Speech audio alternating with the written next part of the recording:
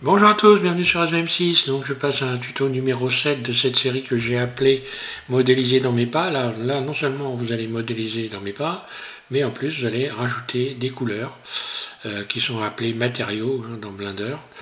On va rajouter des couleurs et vous allez créer une petite animation comme ceci très rapidement. Vous allez voir, c'est facile à faire. Vous allez donc avoir une vidéo 3 en 1 pour commencer à vous habituer à animer des objets et pour ceux qui ne savent pas utiliser les couleurs, à rajouter des matériaux, vous allez apprendre à utiliser, à rajouter des matériaux et différents matériaux sur un même objet. Voilà. Donc je repars sur la version 4.1 de Blender et c'est parti, vous allez pouvoir me suivre et faire la même chose que moi. Voilà, on est donc bien sur la version 4.1 de Blender.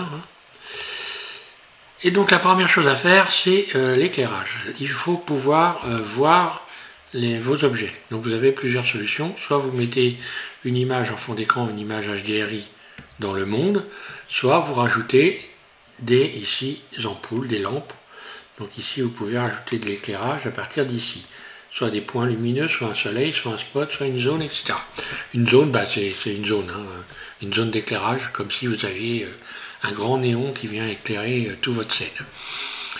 Donc on va utiliser ici, on va changer de mode déjà, vous allez changer de mode, vous cliquez sur cycle et vous sélectionnez Eevee, ça va vous éviter de ramer.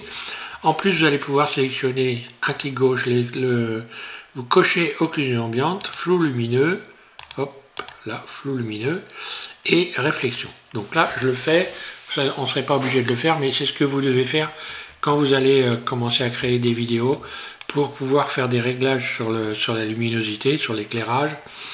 Il faut avoir coché ces cases-là. Bon. Ceci dit, ce n'est pas une obligation pour cette vidéo-là. Donc je vais revenir ici dans le monde. Et dans le monde, vous voyez que moi j'ai donc une image de fond d'écran. On va la voir ici, voilà. Quand je bouge ma scène, en appuyant sur la roulette de ma souris, apparaît mon image de fond d'écran. Si je me mets en vue 1, voilà ce que je vois. Donc il faut, pour pouvoir voir, il faut bouger la scène. Donc on voit cette image là, Forest. Donc c'est une image qu'on peut retrouver également ici. Si je ne me trompe pas, éclairage de scène. Est-ce qu'on les a encore ça? Oui, normalement oui. Option, origine. Non, c'est là qu'on devrait avoir ça.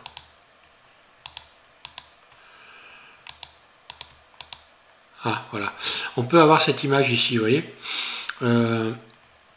Directement, à partir de là, vous pouvez modifier. Donc ce sont des images, en fait, ce sont des images de fond d'écran, mais qui n'apparaissent pas dans les rendus.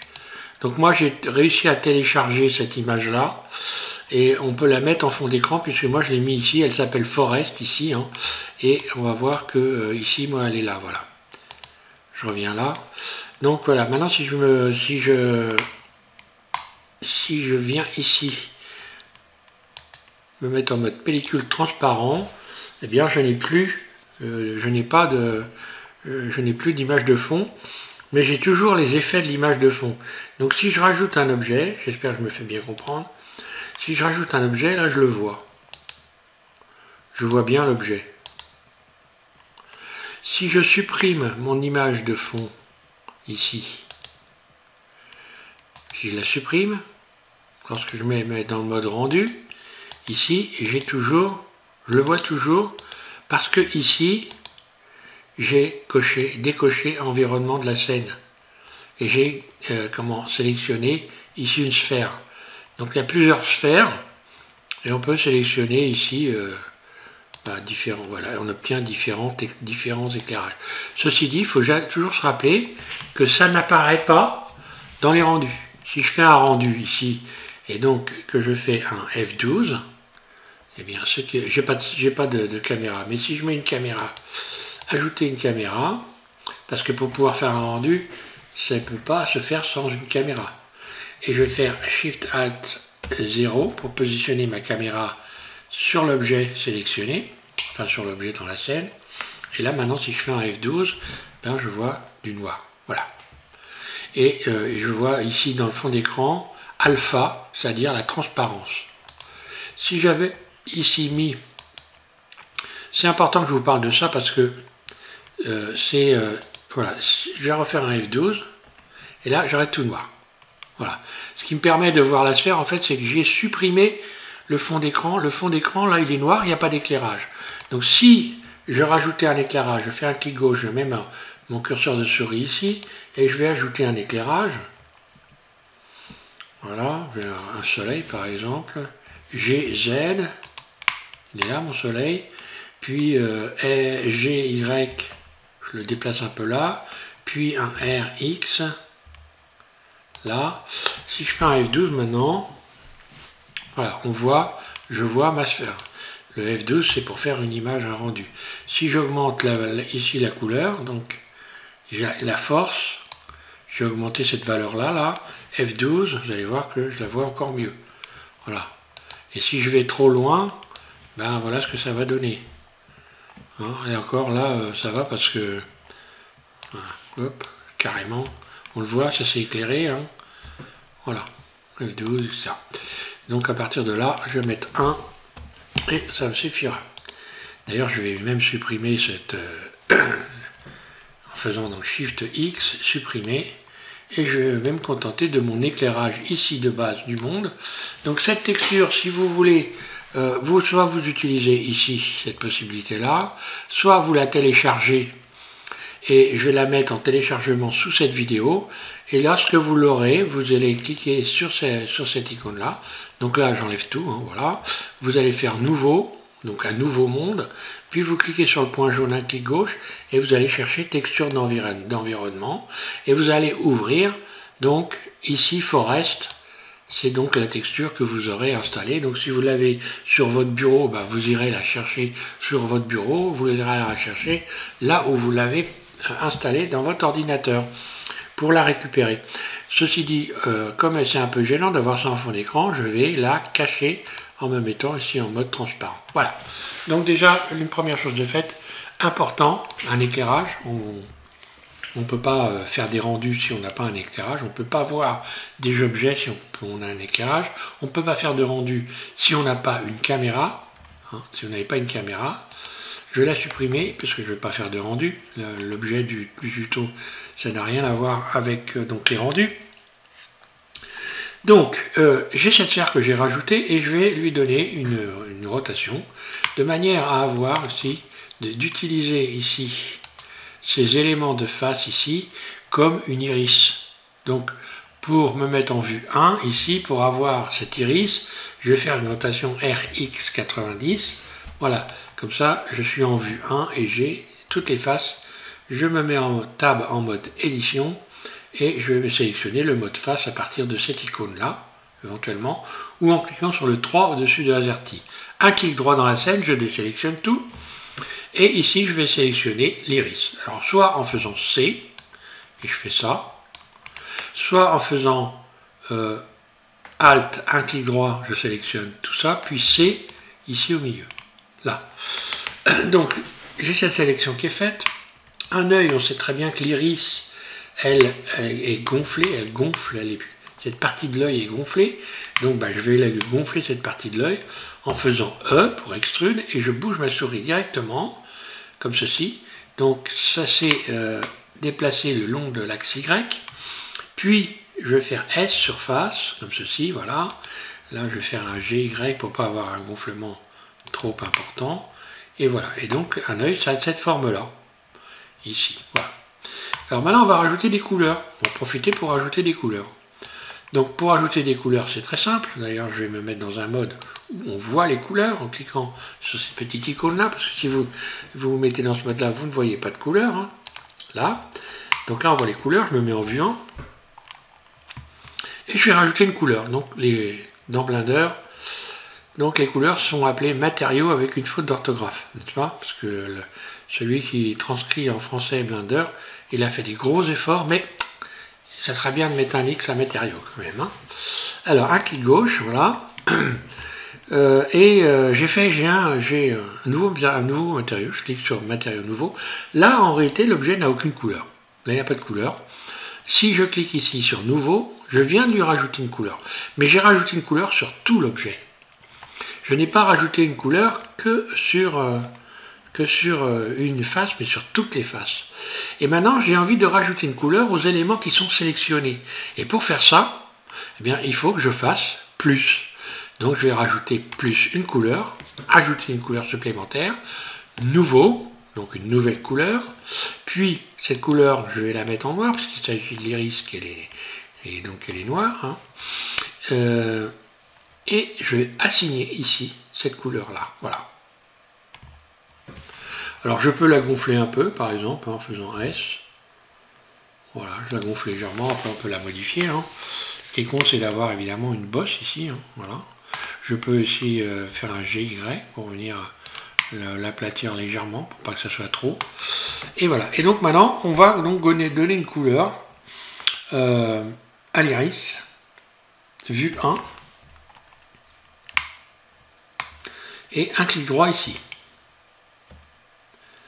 Un clic droit et j'appuie sur Alt. Regardez, j'appuie sur Alt en continu et je fais un clic droit, je sélectionne donc des zones complètes. Voilà. Donc ça, c'est important de bien savoir ça, parce que ça, si vous commencez à faire un clic droit, puis vous appuyez sur Shift, un clic droit, un clic droit, un clic droit, là, vous allez avoir du mal. Dans les sélections, si je sélectionne par exemple cette face-là, je vais me remettre là, on voit mieux. Si je sélectionne cette face-là, que je fais Shift, CTRL, un clic droit, eh ben, alors là, ça marche pas bien parce que c'est une... voilà, mais ouais, là, c'est un peu concentré. Si je sélectionne cette face-là, puis j'appuie sur Shift, CTRL, et que je sélectionne celle-là, vous voyez, j'ai sélectionné une portion. Donc là, c'est un petit peu mal dans le sens, pourquoi, je sais pas. Je vais essayer de le faire là, voilà. Et là, ça a tendance à me sélectionner le milieu aussi. Donc là, c'est pas le bon plan. Alors pourquoi ça fait ça, je ne pourrais pas dire. Est-ce que c'est un bug, j'en sais rien. Je vais essayer de faire Shift, CTRL, Alt, un clic droit pour voir. Non, là, ça sélectionne tout. Bon, alors, mon iris est noir. Je reviens donc à mes explications. J'ai sélectionné cet ensemble-là. Et je vais rajouter une couleur à cet ensemble qui est sélectionné. Donc, plus, nouveau. Et je vais mettre une couleur ici, on va dire bleu clair. Et je vais assigner la couleur que je viens de créer à la zone sélectionnée. Là, assigné. Et on va, voilà ce qui se passe. Donc maintenant je vais lui donner cette forme, cet iris, je vais lui donner une forme un peu amusante, histoire de varier les plaisirs. Par exemple ici, je reviens pour qu'on puisse bien voir ici dans le mode où il n'y a pas de couleur. Je me mets en mode donc vertice en cliquant sur le 1 au-dessus de AZERTY ou alors en cliquant ici sur cette icône là. Et je vais sélectionner Alt, un clic droit, cet ensemble là. Je vais donc le désélectionner en damier et faire surface. Voilà, et là j'obtiens ça. Donc quand on va regarder dans la couleur, bon, ça me donne ça. Voilà, c'est amusant. Je vais sélectionner un autre nombre de faces ici. Je me remets en mode de sélection de face. Un clic droit, je sélectionne cette face là et celle-là. Par exemple, on sait bien quand on regarde l'iris de la personne qui est en face de vous qu'il y a un point blanc, une tache blanche dans son iris. Donc ici, je vais transformer ces éléments sélectionnés en blanc. Pour faire ça, c'est très simple. J'appuie sur Shift et j'appuie dans une couleur blanche, un clic droit. On voit que ce qui s'est passé ici, c'est venu s'éclairer en blanc. Si je la désélectionne, que je sélectionne ici et ici, vous avez donc ici du noir. Si je sélectionne une face, un clic droit en plus, en appuyant sur Shift en continu, le blanc est venu se sélectionner ici directement. Je n'ai plus qu'à faire assigner. Donc j'ai assigné du blanc aux couleurs aux faces sélectionnées, là. Et j'obtiens ceci. Maintenant je vais lisser mon objet, je passe en mode objet. Vous allez ici dans objet et vous lissez ombrage selon les angles. Là. Voilà, ici, vous avez cette fenêtre qui s'est ouverte, il faut donc avoir ici conserver les arêtes. Ok, j'ai donc un premier œil déjà, donc je ne vais pas aller plus loin.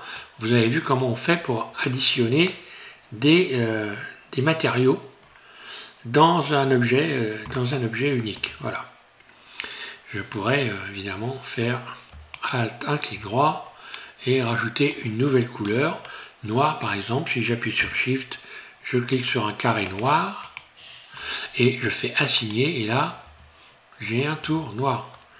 Je CTRL Z, je reviens en arrière, CTRL Z et je reviens en arrière. Voilà. Ok.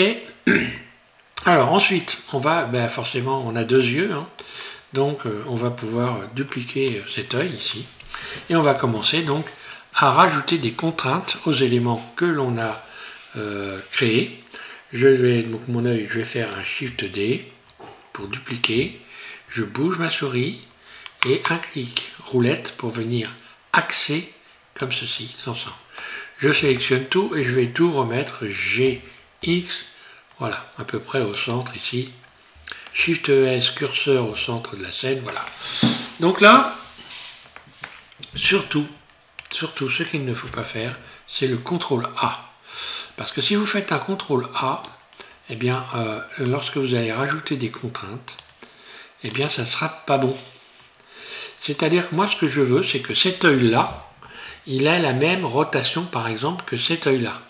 Donc pour faire ça, je vais dans les contraintes ici, je clique sur cette icône, contrainte, un clic gauche, et je vais rajouter une contrainte. Donc l'élément sélectionné, je vais lui demander de copier la rotation, un clic gauche, je prends la pipette ici directement, ça va plus vite, hein. Vous cliquez sur la pipette, un clic gauche, de l'objet qui est là. Regardez comment il s'appelle, c'est indiqué, objet sphère. Vous pouvez également vous apercevoir du nom des objets. Donc là, c'est la sphère sélectionnée, elle s'appelle sphère 1. Je clique dessus, un clic gauche, voilà. Et là, je lui ai demandé de copier la rotation de sphère 1. De sphère, pardon. Celle-ci s'appelle sphère. C'est écrit ici, je la sélectionne, c'est sphère. Et de la même façon que vous avez la possibilité de voir la sélection à partir d'ici. Un clic droit, c'est la sphère 1. Et celle-là, c'est la sphère. Donc, on peut également renommer les objets. Je vous expliquerai ça après, mais là, ce n'est pas une grande nécessité.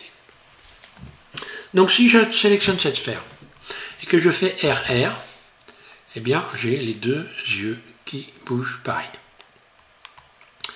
Si j'avais fait un CTRL A en mode Edit en faisant CTRL A ici et sélectionner toutes les transformations, alors là, j'aurais modifié les axes de mes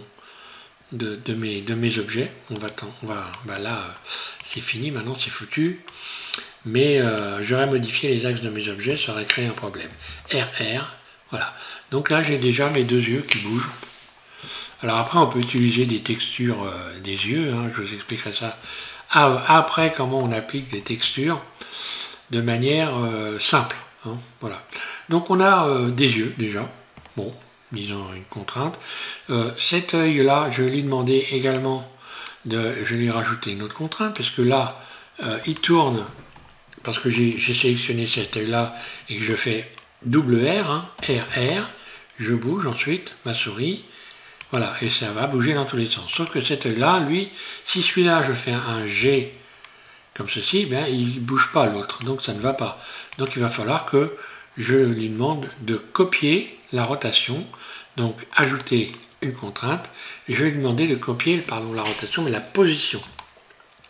La position, encore une fois, je vais utiliser la pipette, la position. Donc on va voir mieux comme ça, voilà. Donc les éléments qu'on rajoute viennent se positionner les uns en dessous des autres. Là, la première, c'était copier la rotation. La deuxième, c'est copier la position. Une fois de plus, je vais aller chercher la pipette qui est là, un clic gauche, et là, copier la position de la sphère. Là. Qu'est-ce qui s'est passé? Je lui ai demandé de copier la position de la sphère. Donc l'œil qui était là est venu se mettre à la même position que la sphère. Ce que je veux, c'est que garder le décalage originel. Un clic gauche, décalage. Voilà, donc maintenant je peux décaler cet œil-là en faisant un GX par exemple, voilà. Et lorsque je vais modifier la position de cet œil-là, G, l'autre va suivre. Là, voilà. RR, G, GZ, GX, donc le long de l'axe X, G, Y, et voilà. Vue 1, je sélectionne donc cet œil-là, GX, et je viens le repositionner à peu près au centre. Voilà, je me remets en vue 1. Alors, maintenant, j'ai copié le déplacement. Est-ce qu'il y a autre chose que je peux copier? Je peux copier aussi, ajouter une contrainte, l'échelle, la taille donc des yeux. Je copie l'échelle, je vais tout en bas de la liste ici, et je vois marqué copier échelle. Donc copier échelle sur tous les axes, et là pareil, si je sélectionne maintenant la pipette, et que je viens sélectionner cet œil-là, maintenant quand je sélectionne cet œil-là, je fais S pour surface, hein, là en l'occurrence c'est volume, mais je vous rappelle que moi en français j'ai tout modifié, S pour moi c'est surface, hein. Extrude c'est extrude, mais j'ai gardé extrude parce que bon, j'aurais dû dire extension, extrude c'est un mot qui est donc plutôt, qui fait partie de la sidérurgie. Extruder du métal c'est l'étendre, voilà. J'aurais pu dire étendre si, voilà, enfin peu importe, j'ai gardé extrude, c'est le mot qui est employé couramment. Donc si je fais une surface maintenant S, qui sera plutôt un volume, mais c'est pas écrit V, donc c'est bon comme ça. Voilà, je peux donc cet œil-là, si je fais RR maintenant, il tourne dans tous les sens. Si je fais G, il se déplace. Et si je fais S, eh bien, il peut gonfler. Voilà. Donc déjà, on voit qu'on a une possibilité d'animer de différentes façons nos yeux. Je vais modifier un petit peu aussi dans les couleurs. Je repasse ici dans les matériaux. Lorsque vous rajoutez donc des couleurs, vous avez la possibilité de modifier donc la brillance. Alors c'est important, vous pouvez sélectionner vos couleurs à partir de cette fenêtre là. Si je clique sur ça, j'ai le noir qui est sélectionné. Si je clique sur ça, j'ai le bleu qui est sélectionné. Automatiquement, si je baisse la rugosité du bleu, eh bien vous voyez apparaître une brillance ici. Voilà. Si je viens sélectionner le noir, que je baisse la rugosité, eh bien je vais donner un peu de brillance ici à la partie qui est noire. Et pareil, si je sélectionne le blanc, je peux modifier la brillance éventuellement. On va garder un peu de brillance, c'est sympa. Donc je peux aussi utiliser le métallique. Hein. Voilà ce que ça donne, hein, le métallique. Voilà. Donc évidemment, là, ça ne le ferait pas pour... Mais on peut mettre toutes les couleurs qu'on veut. Hein. Il s'agit de... Voilà, donc ça c'était important que je fasse cette démonstration-là. On a vu comment on rajoute des couleurs. On voit que à chaque fois qu'on rajoute une couleur, on a un certain nombre de possibilités. Alpha, je rappelle que c'est la transparence. Donc là, on ne voit plus rien. Si je mets alpha, eh bien, je me retrouve avec une transparence. Donc là, on ne voit plus rien. Et évidemment, donc ça, il faut... on en parlera plus tard. Voilà, donc on va maintenant pouvoir commencer. Je me mets en vue 1, je clique sur le 1. Et je positionne mon curseur en faisant un clic gauche ici. Mon curseur 3D à cet endroit-là. Pour rajouter un cercle, on va modéliser ce qui pourrait être une bouche. Un cercle, voilà. Je passe en mode Edit et je passe en mode vertice pour bien voir. Donc je clique sur le 1 au-dessus de AZERTY ou alors je clique ici sur cette icône. Rappelez-vous, c'est toujours pareil. Le 2, ici c'est le mode arrête et le 3 c'est le mode face. Le 1 au-dessus de AZERTY, voilà. Hein. Voilà, donc A, je sélectionne tout et je vais faire un S, Z, là. Pour essayer de faire quelque chose qui ressemblerait à une bouche. Extrude surface, ES, comme ceci. Puis ici, je vais rajouter une boucle. Je vais mettre comme ça, on verra mieux. Voilà. Je fais un CTRL R pour ajouter un clic gauche, 2 clics gauche. Puis je vais déplacer cette boucle que je viens de rajouter en faisant un GY, là. Et je vais rajouter des boucles en faisant un CTRL B, un biseau. Je bouge ma souris et je fais tourner la roulette de ma souris pour rajouter des boucles. J'obtiens cette forme-là. Ensuite, Alt, un clic droit, je sélectionne ça. Extrude, donc là, un clic roulette.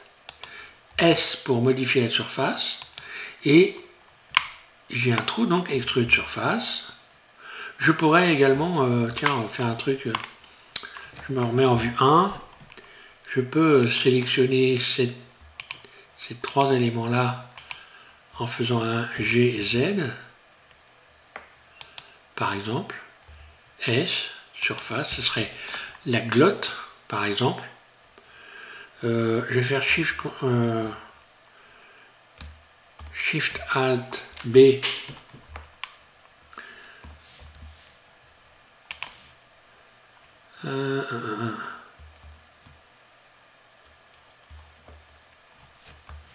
Shift Ctrl B, pardon. Voilà. Pour l'arrondir légèrement. Bon, là, je rajoute du poids en faisant ça, il faut se rappeler aussi. Hein. Après, je sélectionne tout le tour. Extrude surface 0. Vue 1. Voilà. J'aurais dû rajouter une couleur. Je reviens en arrière, CTRL Z. Je vais sélectionner tous ces éléments-là, mode face, C ici, tout ça. Je vais y rajouter une couleur. Matériaux. Donc, nouveau, tout est blanc. Plus nouveau. Et donc, je vais mettre une couleur. Par exemple, je sais pas, glotte à du rose. Là, et je vais assigner cette couleur-là à des éléments sélectionnés. Là. Ensuite, je vais pouvoir faire, par exemple, donner une couleur, enfin tout sélectionner les tours hein, pour fermer tout ça. Donc là, je suis en mode vertice. Je sélectionne tous les tours. Extrude surface ES 0 G et Z. Là. Non, d'ailleurs, je ne peux pas faire G et Z. C'est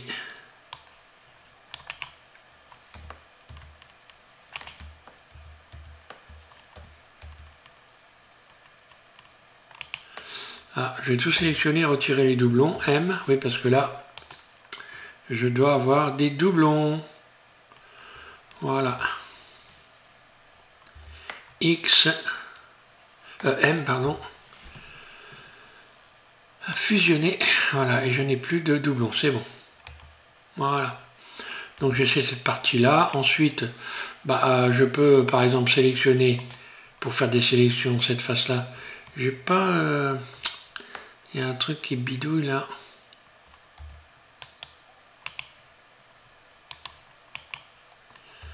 Je vais sélectionner ce vertice-là. G, Z.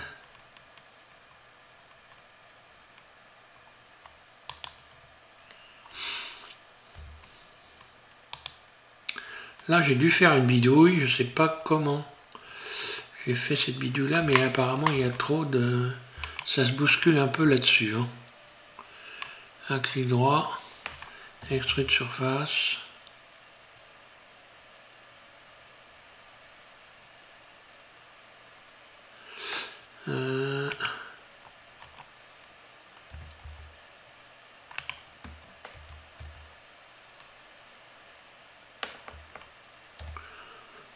Voilà, je vais faire F directement.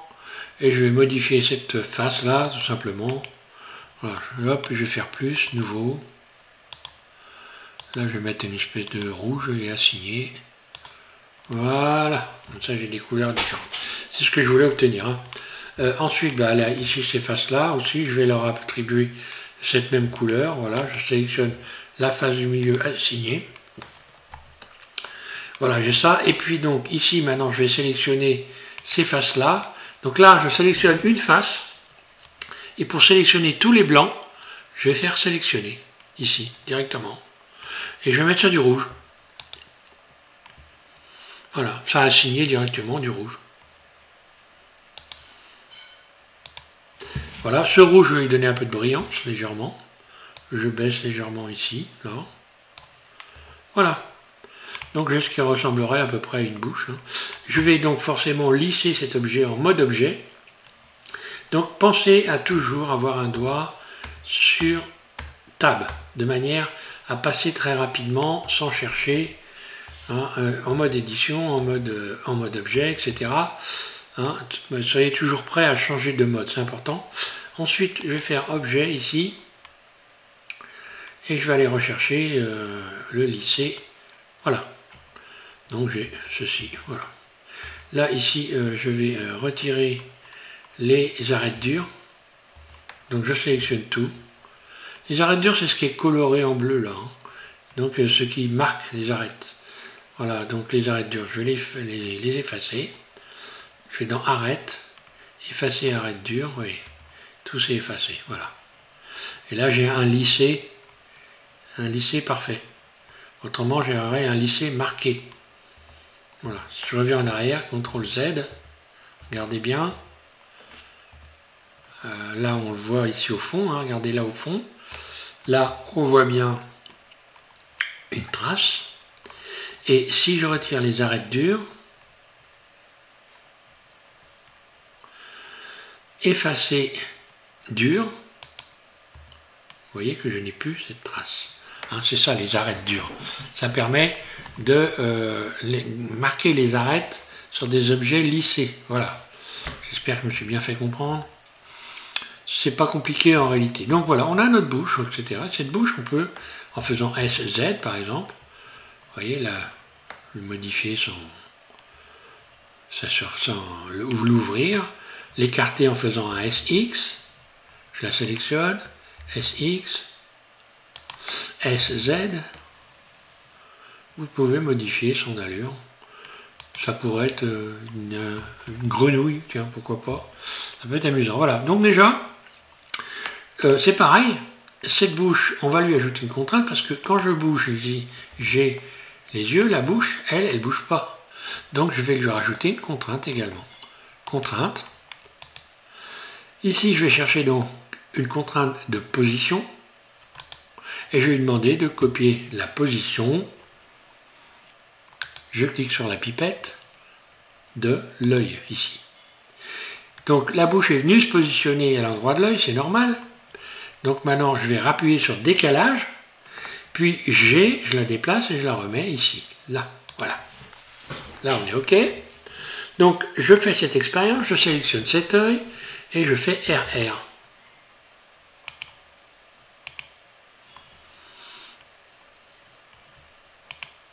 Est-ce que j'ai sélectionné le bon? Oui, sphère. Et je vais faire maintenant G.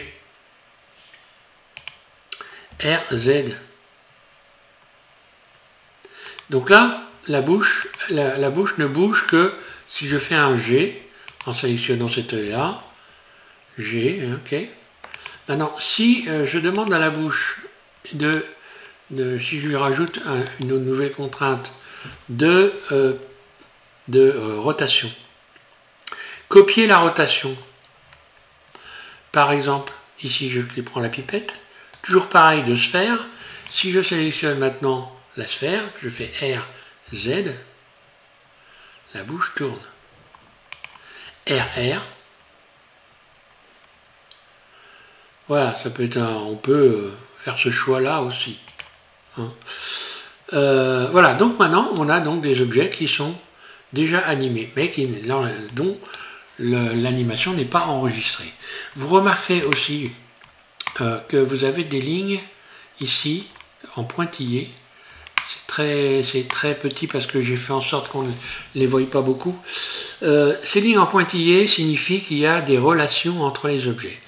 Donc, qu'il y a une relation entre cet objet-là et celui-là, puisqu'on voit bien que la ligne, elle est ici, et qu'il y a une relation entre cet objet-là, et enfin cet objet-là et cet objet-là. Donc, on voit tout de suite quel est l'objet donc qui va gérer un peu l'ensemble.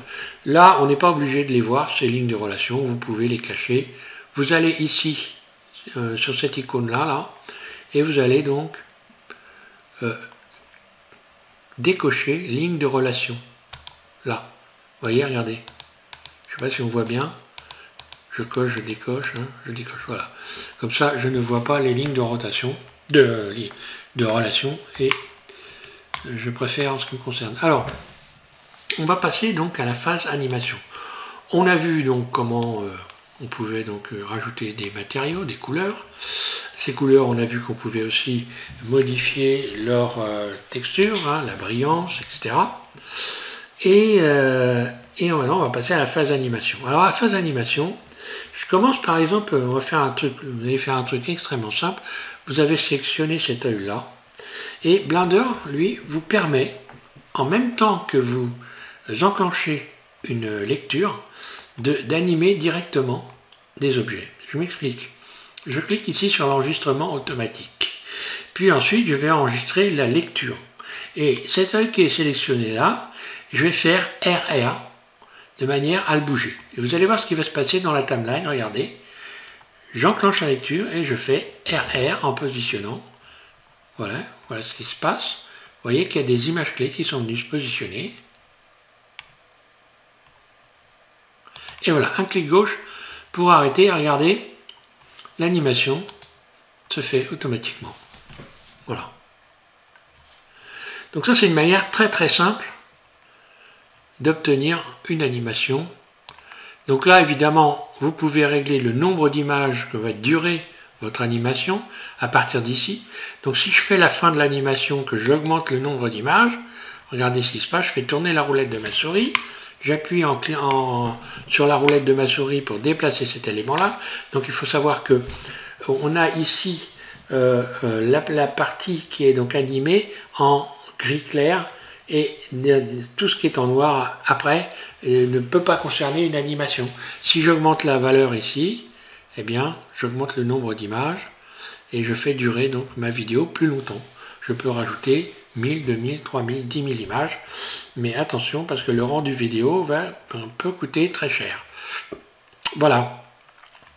Et je pourrais déterminer que, par exemple, à la fin ici, je peux revenir en faisant un R pour venir remettre les yeux, pardon, un RR pour revenir dans cette position-là, par exemple.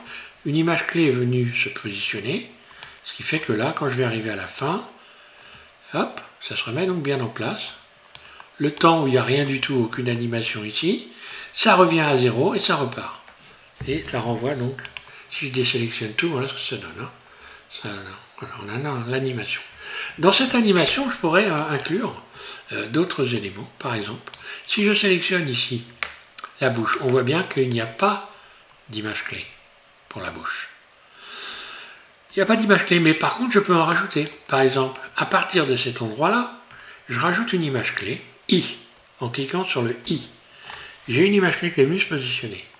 Et entre l'image 123 et l'image 150, par exemple, je vais déterminer que ma bouche va s'ouvrir le long de l'axe Z en faisant donc un SZ. Un clic gauche et vous voyez qu'il y a une image clé qui est venue se positionner. Je vais la laisser ouverte quelques secondes, cette bouche. Je rajoute une image clé et vous voyez qu'il y a une liaison. Et là, en fait, je vais déterminer un temps d'arrêt.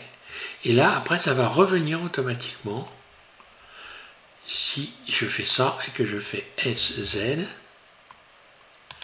voilà. Et là, ça donne ça, voilà, la lecture. Bon, là, j'ai rien calculé, évidemment. Hein. Le truc, j'aurais pu, je le fais vite fait, hein, histoire de pas perdre de temps. Alors, ce qu'il faut savoir, c'est que ici, vous avez des images clés et que vous pouvez utiliser les mêmes outils que lorsque vous êtes ici dans la vue 3D. C'est-à-dire que si je sélectionne des éléments ici, je fais S, eh bien voilà ce qui se passe. Donc plus je réduis S, plus l'animation va être rapide. Lorsque je vais positionner mon curseur ici, je fais S, je fais A, je sélectionne tout, et S, ça vient se coller le long du curseur. Si je positionne mon curseur ici, je sélectionne tout A, je fais S, ça vient se rassembler sur le bord du curseur. Alors c'est important parce que là on voit que mon animation elle va être donc décalée dans le temps, alors que si je positionne ici mon curseur là, et que je fais A puis S, eh bien, elle n'aura lieu qu'à l'endroit où j'ai voulu qu'elle se passe. Mais elle sera accélérée. Voilà ce que ça va donner. Je reviens positionner mon curseur ici, et je vais faire S. Encore, je réduis encore. Et j'enclenche la lecture. Vous voyez, là, il y a une accélération qui s'est produite. Voilà. Donc si je sélectionne cet œil ici, et j'ai cette animation qui est là, si je sélectionne tout, je remets mon curseur au départ, je vais désenclencher ici l'enregistrement automatique. Ça, il faut y penser tout le temps. Je sélectionne tout, A. Voilà, bah c'est déjà sélectionné. Et je fais S, surface. Donc je vais accélérer de manière considérable mon animation, regardez. Je recommence, je coupe la lecture, je fais S, lecture. Vous voyez la vitesse? Je fais le contraire, je ramène mon curseur ici, je fais S, mais j'agrandis mon animation. Tout va être ralenti.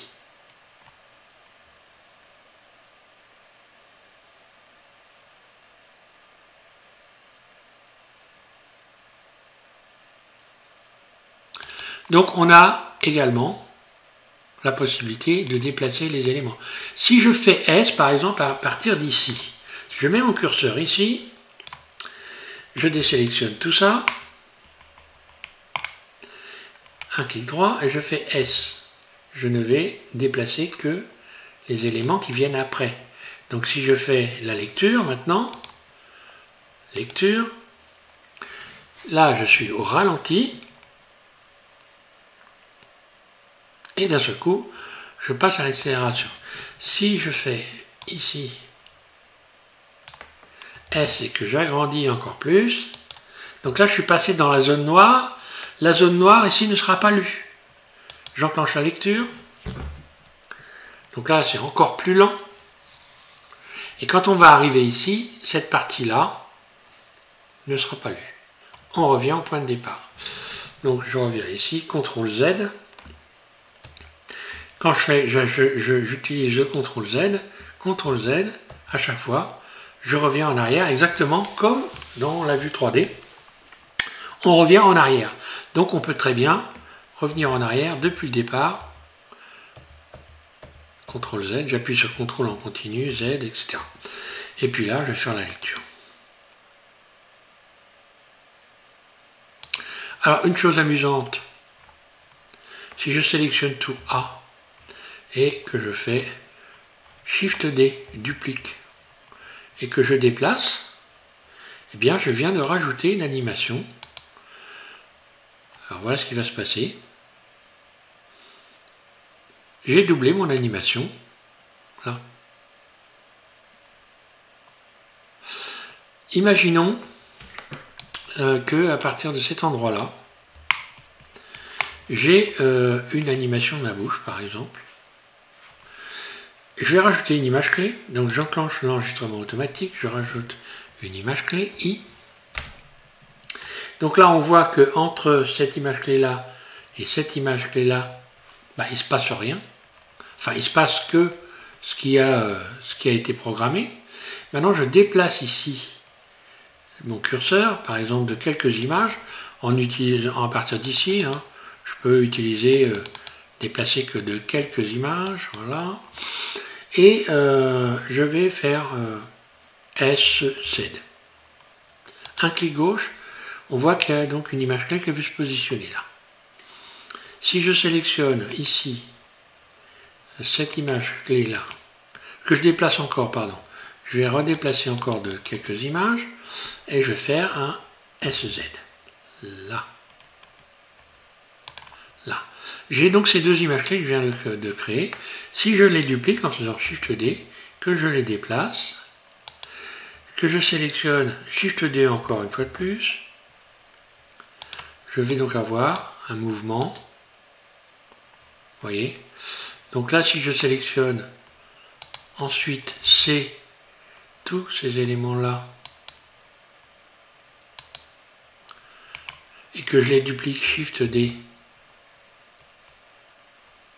puis Shift D, puis Shift D, etc. Là, je suis dans la zone noire, donc il faut que j'augmente ma zone grise, de manière à ce que ça soit lu dans ma vidéo. Et si j'enclenche la lecture, je désenclenche l'enregistrement automatique. On va voir ce qui se passe avec la bouche. Voilà. Voilà.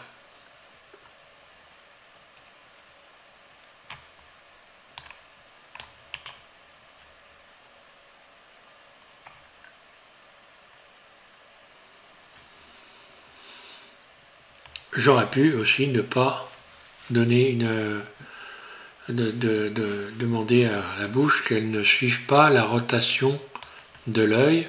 Si je sélectionne ma bouche, que je retourne, on va faire cette expérience, que je retourne dans les contraintes, là, et que je supprime cette contrainte-là, la dernière, donc c'est celle que j'ai rajoutée, je crois, copier la rotation de la sphère, voilà.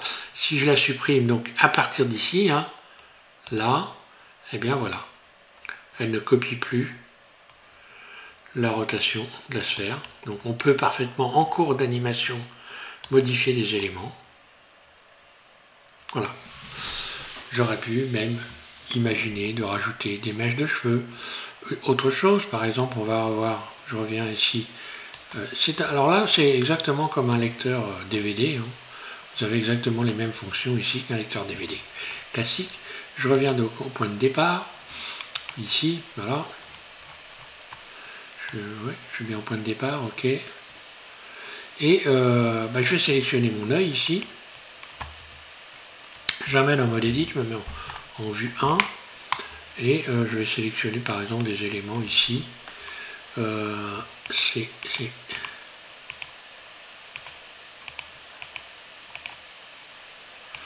Alors là, ça devient très compliqué parce que j'essaye normalement, si je fais Shift Alt, un clic droit ici, normalement, et voilà, ça a tout sélectionné. Donc, c'est pas ce que je veux, mais bon, c'est pas grave. Je vais désélectionner comme ça. CTRL Z pour voilà. Et extrude. Et je vais donner une nouvelle couleur à ces éléments-là. Ça va faire des sortes de cils, hein, ici. Je pourrais les mettre à plat d'ailleurs. Hein. Mais je vais leur donner une couleur. Là. Donc matériaux, plus, nouveau. Et puis je vais mettre, je sais pas, gris par exemple, pourquoi pas. Et assigner, voilà. Vue 1. Voilà. Cet œil-là, par exemple, pareil, je peux aussi lui rajouter une couleur, la même, en sélectionnant tout le tour. Donc je fais Shift Alt ou Alt un clic droit ici. Hein. Puis C, c'est voilà, parce que là en ce moment ça bidouille un peu. Et puis hop là, CTRL Z pour revenir en arrière. Puis extrude, là. Et je vais lui attribuer la couleur grise que je viens de rajouter dans les couleurs. Je vais pouvoir donc la récupérer, cette couleur grise, ici, oui, ici, voilà. Elle est là, matériau 6. Ah, CTRL Z. Il faut que je fasse évidemment plus nouveau, hein, plus nouveau. Et je vais pouvoir la récupérer ici. Ça doit être celle-là, si je ne me trompe pas. Et assigner. Non, c'est pas celle-là, c'est celle-là. Assigner, et voilà. Ah, par contre, j'ai perdu la couleur de l'iris. Ah. Donc là, comment je vais faire? Très simple, je sélectionne ici. Donc là, forcément, je mets en noir. Et ensuite, je resélectionne ici ces faces-là, C.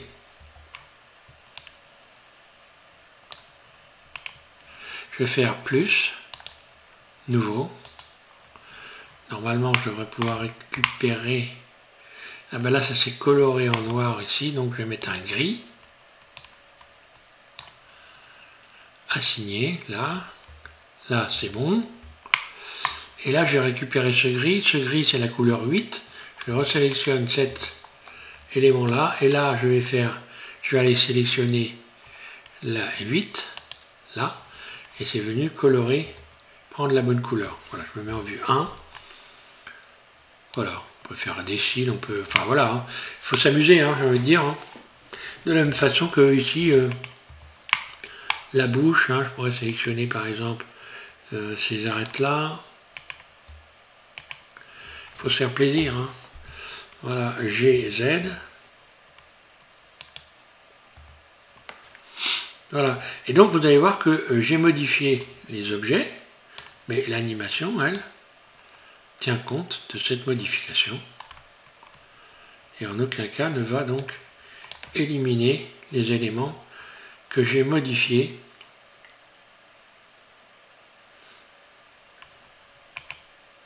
Voilà.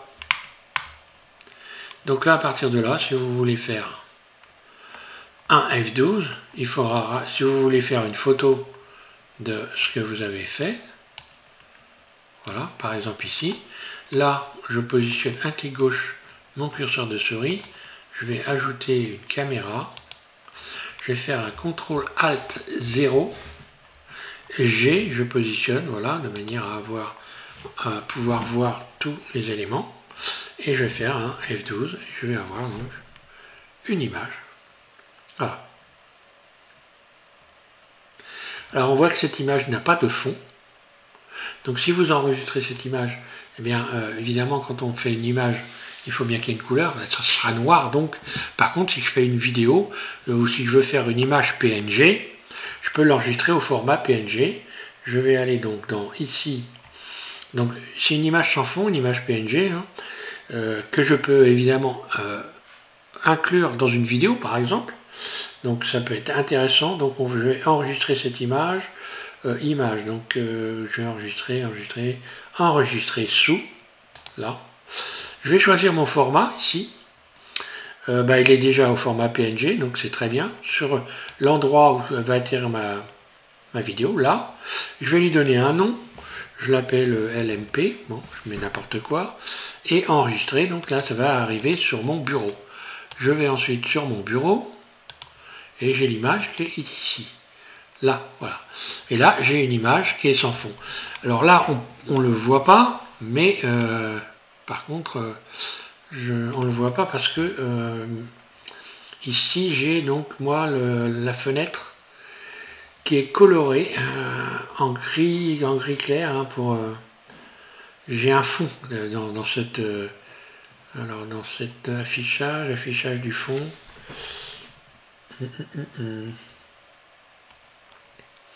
Je suis en mode alpha. Couleur du fond, voilà. Donc si je change la couleur du fond, là on va très bien voir. Par exemple ici, ok. Non, ça marche pas. Tiens, pourquoi? Couleur de fond, c'est... Bah là oui, il n'y a pas de fond, sélectionner tout. Inverser, proportion. Tiens. Couleur de fond, ok.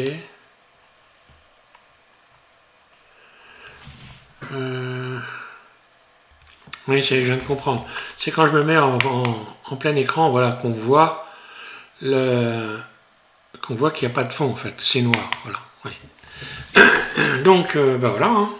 Je pense que je pense que ça va le faire, hein. Donc je vais pas aller plus loin.